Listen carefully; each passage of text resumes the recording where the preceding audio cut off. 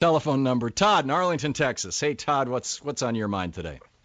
Hey, my question is how can the right or the conservative or whichever way you want to call them, they tend to take things like capitalism, socialism, even communism, and they turn them into living, breathing entities.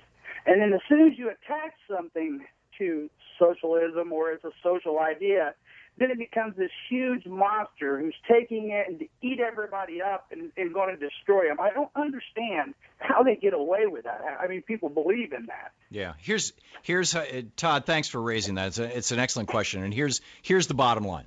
First of all, it's human nature. We are wired for story. Our brains, you think of your brain as a great thinking organ. The main thing is, as Louis Malmadrona says, the brain is a story organ. It's a story machine. The brain is a machine that makes stories, period.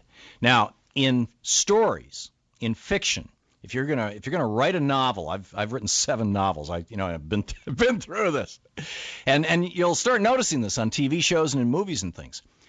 The goodness of the good guy is defined by how bad the bad guy is. In other words, if you want to create a novel where you've got a super good guy, you cannot possibly do that unless you've got a super bad guy. The bad guy, the anti-hero, the enemy, is the one that defines the goodness of the protagonist, period. In other words, if you had Superman, and all he did all day long was run around and catch burglars and stop, rapists and whatever, it'd be the most boring story in the world. Hey, he's Superman. He can do anything. It would be terribly boring. So they had to invent an anti-hero who was so evil that he would destroy the world, that he had the power to stop Superman with kryptonite and Lex Luthor. You have to have, and the same thing with Batman. Batman would be incredibly boring if you didn't have super antagonists.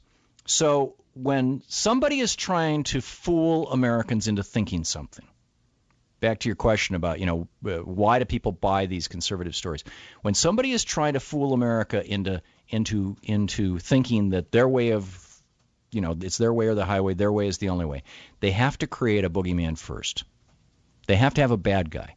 This is one of the reasons why you hear conservatives constantly talking about those liberals. It's the liberals. The liberals are trying to destroy America. The liberals hate America. Or the communists. The communists are coming to get you. Be afraid. Be very afraid. The more evil they can make the other side seem, the more good they seem. It's the only way they can look good. If they came out and they said, our agenda is all about making sure that the top 0.3% of people, those people in America who make more than $300,000 a year, all 450,000 of them, get bigger tax breaks. And those people who make more than $1 million a year, all 25,000 of them, 30,000, that they have virtually no taxes to pay. If they said that, people would laugh at them. So instead they say, we're here to defend you against communism and socialism because, they're terrible. And they build it all up and they say that that's what they're all about. And that's why, because it's human nature.